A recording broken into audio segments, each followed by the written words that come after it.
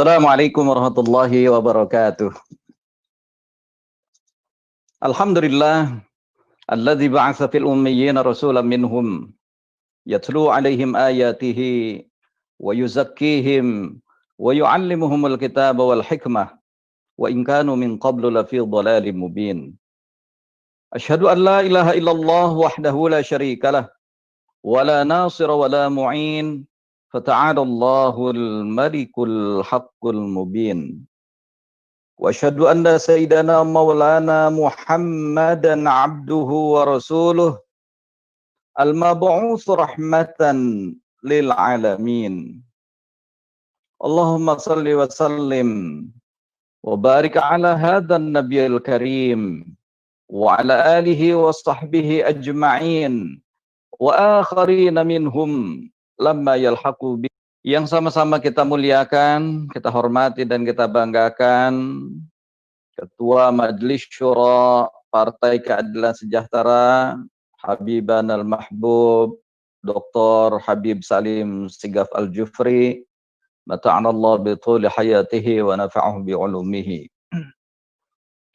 Dan juga yang sama-sama kita hormati, kita banggakan Sekretaris Jenderal Partai Keadilan Sejahtera Habib Abu Bakri, kita banggakan Ketua Fraksi PKS DPR RI Dr. Jazuli Juwaini beserta seluruh jajaran pimpinan fraksi dan anggota fraksi Partai Keadilan Sejahtera DPR RI.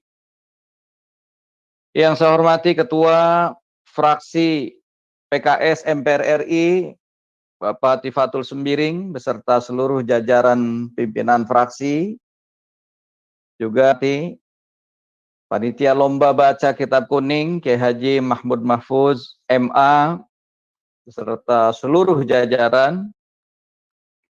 Yang saya hormati DPTW dan DPTD se-Indonesia, juga pimpinan fraksi DPRD dan DPRD provinsi dan kota kabupaten se-Indonesia, juga yang sama-sama kita lomba baca kitab kuning, yaitu Kiai Haji Syuhada Syarpun SAGMHI, juga Dr. Kiai Haji Muslih Abdul Karim MA, dan juga Kiai Haji Dr. Ali Ahmadi MA. Para finalis yang saya banggakan, juga para alim ulama, para kiai, habaib, tuan guru, para abuya, asatidzah wal ustazat. Mohon maaf saya tidak sebutkan satu persatu tanpa mengurangi rasa ta'zim dan hormat saya. Kader dan simpatisan PKS, hadirin hadirat yang berbahagia. Tentu puji syukur selayaknya kita panjatkan kehadirat Allah Subhanahu wa taala, Zat yang telah memberikan kepada kita sedemikian banyak kenikmatan, sehingga pagi hari ini kita bisa hadir walaupun secara virtual untuk sama-sama menyaksikan lomba baca kitab kuning babak final yang diselenggarakan oleh fraksi Partai Keadilan Sejahtera DPR RI. Tentu saja ini bagian dari upaya untuk menjaga khasanah keilmuan. Karena dengan itulah insya Allah kita akan lebih memahami Islam yang rahmatan lil alamin. Kita melihat bagaimana Allah Subhanahu wa taala kepada Rasulullah sallallahu alaihi wasallam sudah membekalkan sejak awal bagaimana pentingnya tradisi literasi. Maka firman Allah yang sampai sejak awal mengatakan Iqra bismi rabbikal ladzi khalaq, agar kita pandai membaca. Tentu dalam kaitan ini kita diminta untuk tadi membaca kitab Fathul Mu'in, yang ini menjadi salah satu rujukan kitab yang di pesantren-pesantren. Oleh karena itu, ini menjadi trigger ketika kita kemudian bisa membaca kitab kuning dengan baik. Mudah-mudahan disinilah kita akan juga mampu nanti menghidupkan suasana literasi ini dengan khasanah keilmuan Islam yang sedemikian bertebaran. Dan insya Allah kemajuan ini justru akan menjadi kemajuan yang akan membawa kejayaan Islam. Kita melihat dan menyaksikan pada era-era yang terdahulu betapa sejarah Islam membuktikan sejak salafun salihun dan juga terus diikuti dalam hal penulisan hadis, penerjemahan, literatur dari zaman sahabat, Bani Umayyah dan di zaman Bani Abbasiyah. Sungguh ini menjadi kegemilangan dan tradisi literasi yang sungguh sangat luar biasa. Oleh karena itu ketika fraksi PKS kemudian memunculkan kembali semangat untuk melakukan baca kitab kuning, dan baca kitab kuning itu menjadi lebih keren karena bukan hanya di pesantren saja, tapi bisa dilakukan juga di parlemen. Ya, oleh karena itu ini yang saya perlu mengatakan dalam pantun, good morning, selamat pagi. Ya, lomba baca kitab kuning keren sekali. Selamat ini pada seluruh finalis ya. PKS concern dengan budaya baca kitab kuning ini yang sudah jelas ini menjadi upaya untuk kita semakin memahami, dan dengan itulah insya Allah kita akan mampu melahirkan ulama-ulama yang memiliki wawasan yang luas. Ulama-ulama yang memang memiliki tafaqquh fiddin yang mendalam. Karena dengan itu kita tentu sangat berharap dari sanalah akan munculnya titik tolak untuk persatuan umat.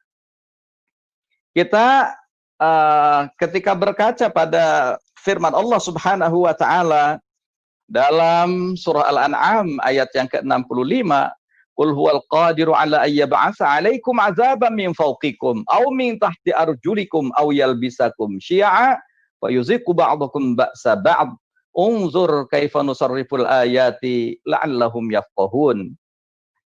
Kalau kita melihat di dalam hadis-hadis yang menafsirkan ayat ini kekhawatiran baginda Rasulullah Sallallahu Alaihi Wasallam ada 3 hal doa Rasulullah, di mana 2 hal dikabulkan, tapi 1 hal yang tidak dikabulkan. Nah, yang pertama adalah ketika beliau berdoa, ya Allah, aku mohon agar umat ini tidak dihancurkan dengan bencana-bencana alam seperti umat-umat yang terdahulu.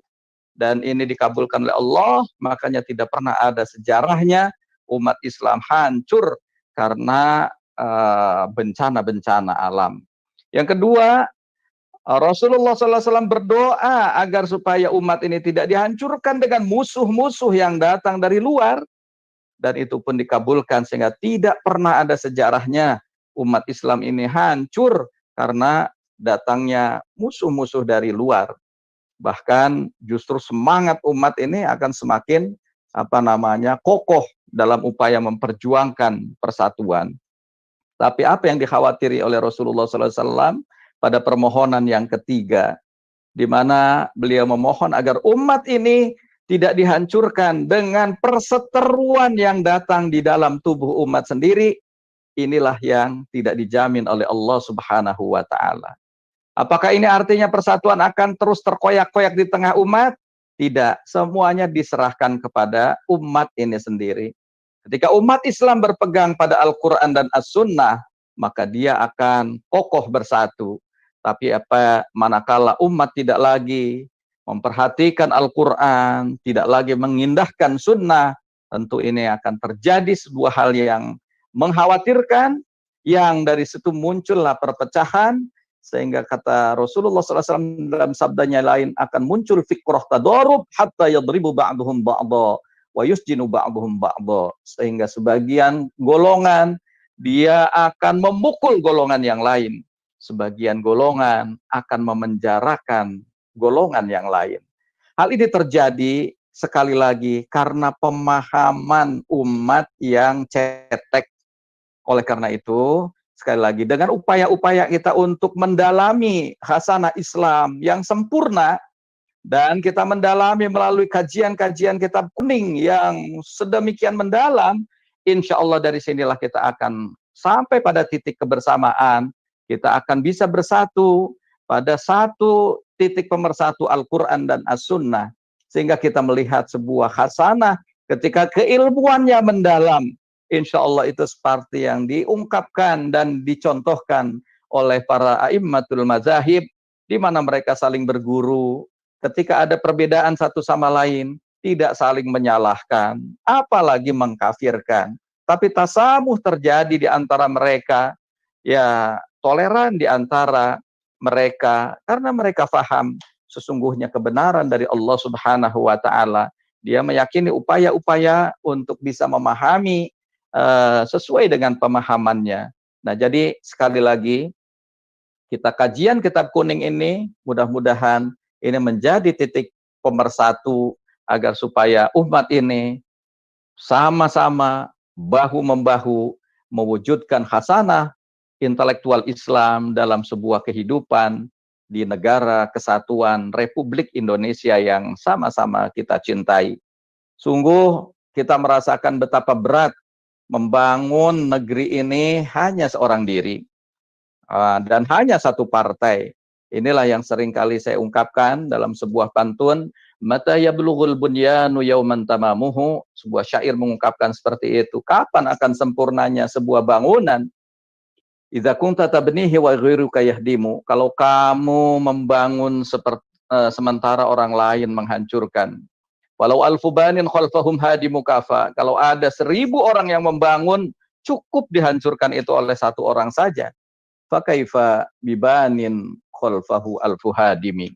Bagaimana kalau cuma satu orang yang membangun, sementara beribu-ribu orang menghancurkan peradaban itu. Sekali lagi mudah-mudahan dengan upaya lomba kitab kuning ini akan semakin kitab kuning ini menyebar di tengah kehidupan kita, menjadi kajian keseharian kita, dan kemudian menjadi pemahaman yang akan menyatukan umat, sehingga kita bisa mewujudkan Islam yang rahmatan lil alamin di negeri kita, negara kesatuan Republik Indonesia.